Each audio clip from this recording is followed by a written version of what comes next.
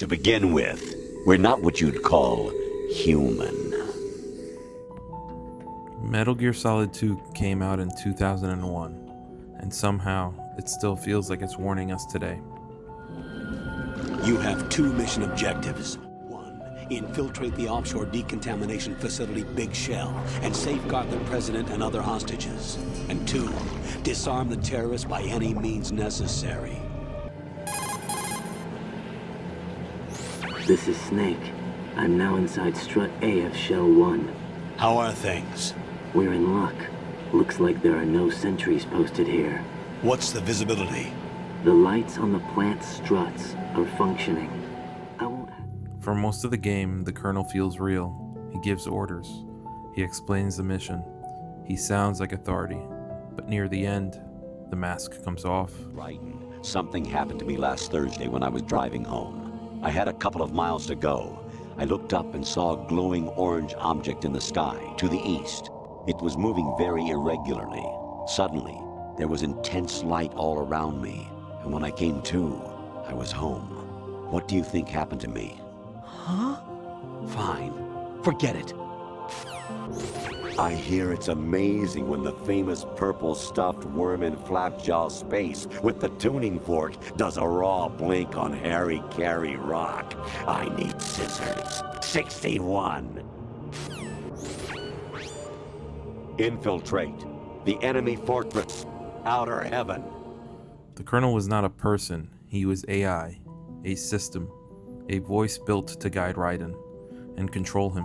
Over the past 200 years, a kind of consciousness formed layer by layer in the crucible of the White House. It's not unlike the way life started in the oceans 4 billion years ago. The White House was our primordial soup, a base of evolution. But Kojima wasn't talking about robots. He was talking about information, the internet, digital noise, fake reality, and how easy it is to shape what people believe. Cut the crap! If you're immortal, why would you take away individual freedoms and censor the net? Jack, don't be silly. Don't you know that our plans have your interests, not ours, in mind? What? Jack, listen carefully, like a good boy. Metal Gear Solid 2 understood something early. The problem wasn't that people wouldn't have enough information. The problem was that what we would have would be too much information. Too many opinions, too many lies, too many truths mixed together until nobody knows what's real anymore. We've always kept records of our lives through words, pictures, symbols, from tablets to books. But not all the information was inherited by later generations. A small percentage of the whole was selected and processed, then passed on. Not unlike genes, really. That's what history is, Jack. But in the current digitized world, trivial information is accumulating every second, preserved in all its triteness, never fading, always accessible. Rumors about petty issues, misinterpretation, slander. All this junk data, preserved in an unfiltered state, growing at an alarming rate. It will only slow down social progress, reduce the rate of evolution. Right. You seem to think that our plan is one of censorship. Are you telling me it's not? You're being silly.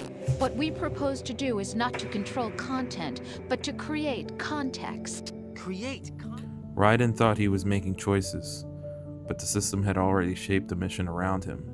That's the scary part. Control doesn't always look like control. Sometimes it looks like convenience. Sometimes it looks like entertainment. Sometimes it looks like the screen you keep scrolling. Rights of criminals are given more respect than the privacy of their victims. Although there are people suffering in poverty, huge donations are made to protect endangered species. Everyone grows up being told the same thing. Be nice to other people. But beat out the competition. You're special. Believe in yourself and you will succeed. But it's obvious from the start that only a few can succeed. You exercise your right to freedom, and this is the result. All rhetoric to avoid conflict and protect each other from hurt. The untested truths, spun by different interests, continue to churn and accumulate in the sandbox of political correctness and value systems. Everyone withdraws into their own small gated community, afraid of a larger forum. They stay inside their little ponds, leaking whatever truth suits them into the growing cesspool of society at large. The different cardinal truths neither clash nor mesh. No one is invalidated, but nobody is right. Not even natural selection can take place here. The world is being engulfed in truth. And this is the way the world ends. Not with a bang, but a whimper. Kojima predicted a digital world where truth would be edited, where identity could be copied, where memories, beliefs, and culture could be filtered by machines. And back then, it sounded like science fiction. Now, it sounds like your phone. Necessary and not? Absolutely. Who else could wade through the sea of garbage you people produce, retrieve valuable truths, and even interpret their meaning for later generations? That's what it means to create context. I'll decide for myself what to believe and what to pass on. But is that even your own idea? Or something Snake told you? That's the proof of your incompetence right there. You lack the qualifications to exercise free will. That's not true. I have the right. Does something like a self exist inside of you? That which you call self serves as nothing more than a mask to cover your own being. In this era of ready-made truths, self is just something used to preserve those positive emotions that you occasionally feel. Another possibility is that self is a concept you conveniently borrowed under the logic that it would endow you with some sense of strength. That's why MGS2 aged so well. It wasn't just ahead of its time, it understood the direction we were heading, before most of us even saw it coming. Explain it to him. Jack, you're simply the best, and you got there all by yourself. Oh, what happened? Do you feel lost? Why not try a bit of soul searching? Don't think you'll find anything, though. Ironic that although self is something that you yourself fashioned, every time something goes wrong, you turn around and place the blame on something else. It's not my fault. It's not your fault. In denial, you simply resort to looking for another, more convenient truth in order to make yourself feel better. Leaving behind in an instant the so-called truth you once embraced. Should someone like that be able to decide what is truth? Should someone like you even have the right to decide? You've done nothing but abuse your freedom. You don't deserve to be free. The question MGS2 leaves us is simple. In a world full of information, who decides what gets passed on? Who decides what gets erased? And how much of what we believe was really chosen by us?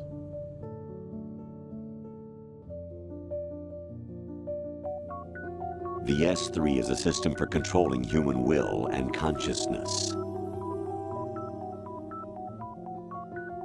S3 is not you, a soldier trained in the image of Solid Snake.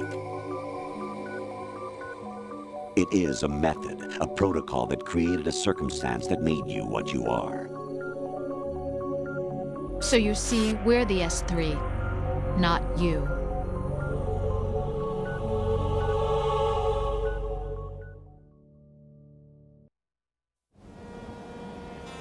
Life isn't just about passing on your genes. We can leave behind much more than just DNA. Through speech, music, literature, and movies, what we've seen, heard, felt, anger, joy, and sorrow. These are the things I will pass on. That's what I live for. We need to pass the torch and let our children read our messy and sad history by its light. We have all the magic of the digital age to do that with. The human race will probably come to an end sometime, and new species may rule over this planet. Earth may not be forever, but we still have the responsibility to leave what traces of life we can. Building the future and keeping the past alive are one and the same thing.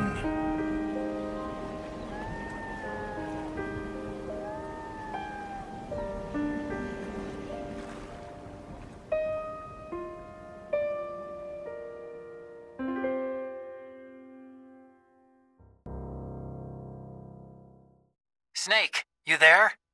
It's me. I've finished going over that disk. Did you find the Patriots list? Of course. It contains the personal data of 12 people. There was a name on it. Snake, it was one of our biggest contributors. What's going on around here? I don't know. Anyway, where are they? Well, we were right about them being on Manhattan, but But what? they're already dead. All 12 of them. When did it happen? Well, about 100 years ago. What the hell?